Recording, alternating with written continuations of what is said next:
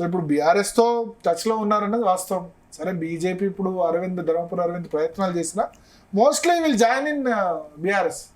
Okay, బీఆర్ఎస్లో secretary general అంటే K కేశవరావుకి ఏ పదవి అయితే ఆఫర్ చేశారో ఆ పదవి ఆఫర్ చేయొచ్చు. జీవన్ రెడ్డి ఆలోచన ఏంటంటే, నేను రాజశేఖర రెడ్డి మంత్రివర్గంలో మంత్రి చేశా 1983, అంటే ఇప్పుడు 43 సంవత్సరాల క్రితం మంత్రి పదవి చేశా. 43 years బ్యాక్ మంత్రి పదవి చేసిన వాళ్ళు ఎవరు లేరు ఇప్పుడు పాలిటిక్స్లో. 1983లో మంత్రి చేసిన వాళ్ళు ఇప్పుడు అసెంబ్లీలో ఎవరు లేరు. కేసీఆర్ కూడా 1983లో మంత్రి అయ్యాలి. కేసీఆర్ ఫస్ట్ టైం మంత్రి అయింది 1996 చంద్రబాబు నాయుడు క్యాబినెట్లో అనుకుంటా. పొన్నాల లక్ష్మయ్య లాంటి వాళ్ళు 1989 క్యాబినెట్లో షబ్బీర్ అలీ, పొన్నాల లక్ష్మయ్య ఉన్నారు. సో ఈవెన్ జానారెడ్డి వాళ్ళు కూడా 85 క్యాబినెట్లో మంత్రిగా ఉన్నట్టున్నారేమో 85 తర్వాత.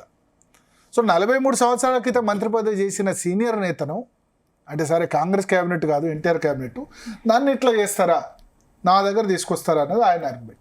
ఇక కాంగ్రెస్ హైకమాండ్ లేకపోతే మహేష్ కుమార్ గౌడ్, రేవంత్ రెడ్డి ఆర్గ్యుమెంట్ ఏంటంటే, పార్టీ ఇన్ని అవకాశాలు ఇచ్చిన తర్వాత కూడా ఎట్లా కష్టం ఉన్నప్పుడు ఇప్పుడు మేము తీసుకున్నాం కదా అని చెప్పి.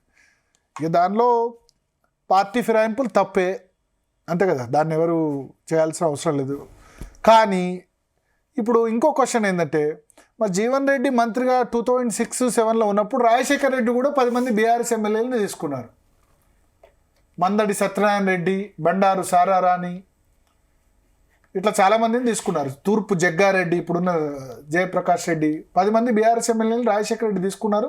సురేష్ రెడ్డి స్పీకర్గా ఉండే 2 సంవత్సరాలు చూసి 2 సంవత్సరాలు కంప్లైంట్ ఇస్తే ఇవ్వంగా 26 మందిలో 10 మందిని గెలిచి లాస్ట్ ఇంకొక 3 నెలల ముందు వాళ్ళ మీద అనర్హత వేటేశారు, టైం పాస్ చేసి.